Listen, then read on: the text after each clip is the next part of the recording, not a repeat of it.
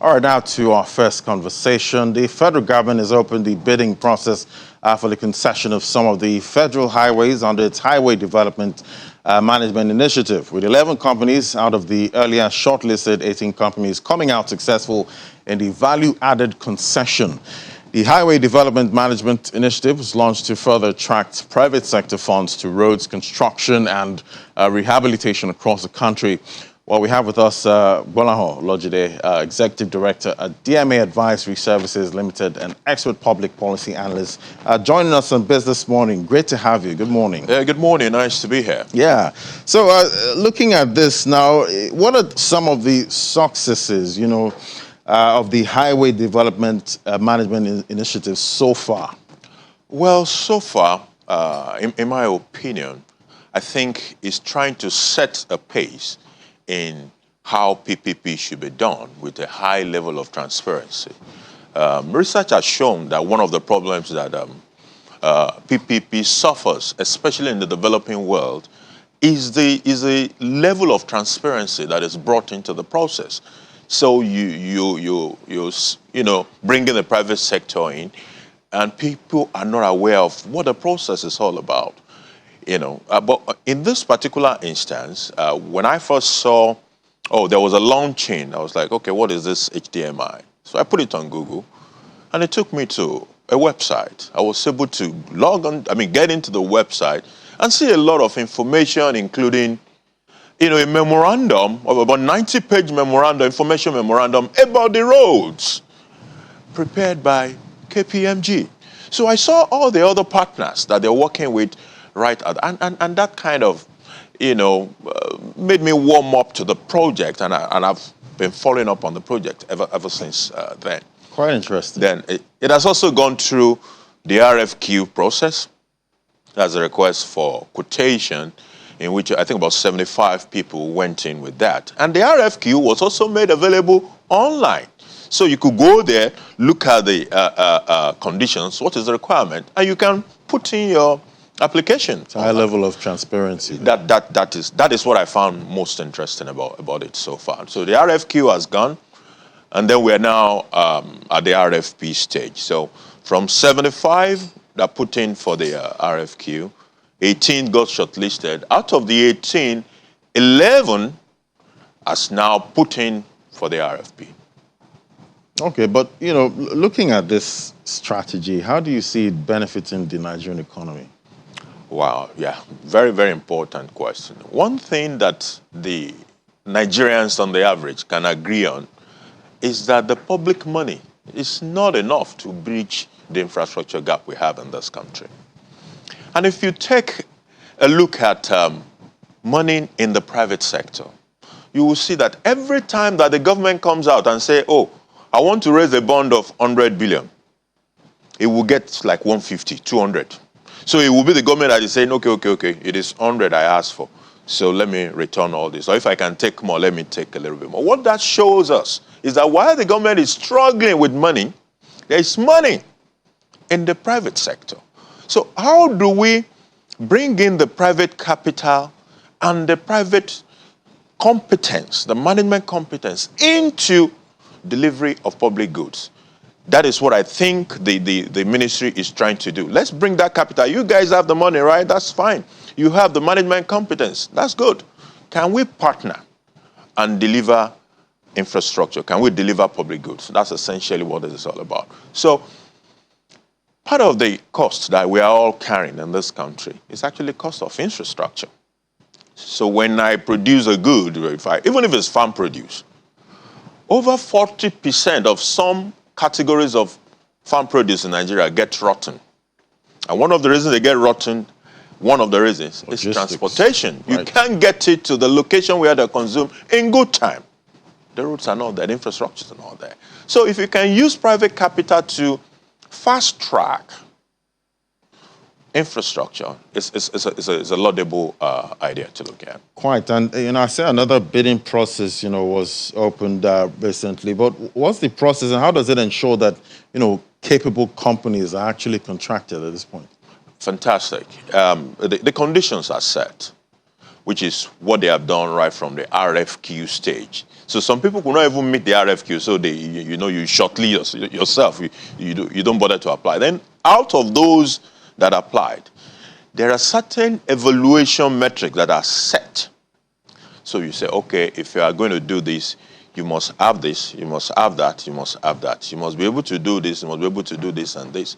And then people are graded, they are scored. Okay, out of the 75, 18 met the standard. So we go to the next stage. Now, from this 18, 11 people have submitted the RFP. So they will go through an evaluation process again to determine who out of this 11, who is going to be a preferred bidder for a particular road? Who will be the reserve bidder for a particular road? That's what process is next on the bill. Quite interesting. But, talking about, bringing in the private sector, what is the cost implication actually for, bringing the private sector into this? Yeah, that's typically the worry of the citizens that look, private money is not free. When they bring it, they want something in return. But this, we also now need to ask ourselves if we are already paying, because this will get to the issue of tolling on the roads. But the way the concession, which is called value-added concession, has been programmed, is not to create a heavy burden, a heavy toll burden on the citizen, because there are other benefits along the corridor. What the government is doing is concessioning that entire corridor to the concessionaire. So it will be able to provide services, filling station, towing vehicles, mechanic workshops, food vendors. All those are services that will be provided along those same corridors. And they are revenue generating services. And the concessionaire himself does not have to provide those services. He can get people to provide those services, and the people will pay some sort of rent. That way, the recovering of its investment is not based just on the toll, and the toll, therefore, does not become burdensome on the citizen. But let's look at the typical example of why I said we are already paying, we just don't know. If I'm doing a road that should take me 1 hour to get there, but because of the state of that road, the journey took 2 hours. The implication is that my fuel cost, I've paid double. There was no toll gate, too. But if I was meant to use 2,000 naira fuel, apparently I will have to use 4,000 naira fuel. It will have an effect on the wear and tear of my vehicle. If it's a product that has a shelf life that is short, I might have deterioration issues by the time I get to my location. There is a health challenge that has to do with sitting in a position for longer hours than you should be. All those ones, when you put it together, you see that the citizen is already bearing a cost. That if this process is properly managed and it delivered this infrastructure to us, all those costs might just be off the table for a much lesser cost, which could be the toll that you have to pay for getting on that road. Right. But we still have the issue of, inflated contracts. How does this, help to remove all of that? That's why I said the transparency, this is where it comes in. Now, this is not just the government. Of course, the government is the owner of the asset that is concessioning it. But it's working with some partners, professionals. There's a UK partner, there's our own, there's KPMG in this deal. What all of that helps to do is to put transparency to what we're talking about. Now, I've seen some of the names on that list of 11 that has gone in for the RFP. You have the Julius Berger of this world there. You have the Cetraco. You even have African Finance Corporation. So these are organizations that they're not some hidden, Papa Mama shop that are somewhere that are, cutting some funny deals behind. No. They come to the table with history of performance. And we have partners working on the other side to say, look, this is it, this is it. And this thing has also been made open to the public.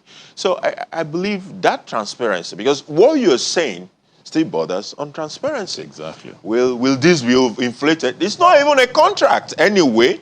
So the issue of inflation does not arise. What we should be talking about is the data. So government is not saying, oh, I've awarded this for 1.3 trillion. It doesn't arise. Government is saying, go and bring your money, come and do this road. So what we should be concerned about is the issue of data. So this road, how many kilometers is it? What is the toll per vehicle? How many years will the concession be? How long will it take for the... Those are the things, and that is what all these partners bring to the table to ensure that those data are reliable and the partners can work with it. Quite interesting. But who chooses, what road, to develop, at this point, to make sure there's an, equitable distribution when it comes to actually targeting these roads? Yeah, it's a fairly, we are very sensitive to those kind of things, And when you look at the list of the roads, there are 12 roads in this phase. You will see that those roads have been selected across the geopolitical regions. So the concern about geopolitical considerations have been taken care of. There's also the issue of, if I take the Southwest, for example, if I need to pick one road, which one should it be? What should drive that? So the level of activity, the busier roads, are more strategic because it means that a lot of activities take place on those roads. They will deliver the goods faster than when you go to the silent roads. So the regionalization thing is in consideration. Then the level of activities on those roads is also in consideration. All right. So what's the program for maintenance of this roads? Would it be safe to say this whole bureaucratic bottlenecks in maintenance would be out of the way with this? It's one of the best part of this program. It's called Highway Development and Management Initiative. So when you concession that corridor, they will be providing, the concessionaire will be providing, apart from all those services I listed earlier, it will need to provide security and maintenance. So the roads must be kept in motorable condition. Otherwise, the program will have failed. What's the essence? The roads were there, they've been constructed. We're just saying that government does not have enough money to run the show. So bring this guy in, and they will ensure that the road is motorable. That's at the heart of what is supposed to be. Because maintenance has been a major issue when it comes to infrastructure in this country. Correct. All right, tell us about the value-added concession procurement process under this HDMI. Yeah, the procurement process is what we've been discussing, actually. When you're going into a PPP, there's the Infrastructure Concession Regulatory Authority in Nigeria, which is meant to give you certain approval to go ahead. That organization is a federal government organization, and it gives the approval to go ahead. So the ministry, from what I've read, I've been working with the ICRC. In fact, the late DG of the ICRC is a friend of mine, and I've seen him on a couple of occasions discussing this particular project. So the necessary approval at the ICRC level has been done. Those approvals are also in stages. So at the relevant stage, the approval has been obtained. We've had the RFQ, which is also part of the procurement process. We've now gone into the RFP, that is also part of the procurement process. And along with these, you've had things like having the tolling policy. As a private sector person, if I'm going to go into a concession like that, I need to run certain numbers. And part of those numbers will be the tolling. So without a policy to guide that, it means you're leaving it open for the private sector to just run as they like. But what the ministry has done is to put a policy in place to guide the tolling. So the tolling policy has been put in place. It has also put in place something it called environmental and social management framework. You see, it's a corridor, and there are communities along those corridors. There are certain activity that's already going on there. And there will be impact. So we need to be able to put a framework to ensure that the concessionaire will have a proper engagement with the communities that are along that corridor. Quite interesting, but these are early times. What's your outlook, for Nigerian roads going forward? If you ask me, I think innovations like this are very important. The temptation, however, is to allow the system to rush. If the ministry should allow the system to rush in and say, do this, and you start to skip critical points that may compromise the transparency with which it started, then we'll run into trouble. Otherwise, this initiative is capable of not just delivering the 4.5, I think about 5.6 is what we are doing at this stage, 5.6% of the federal government roads.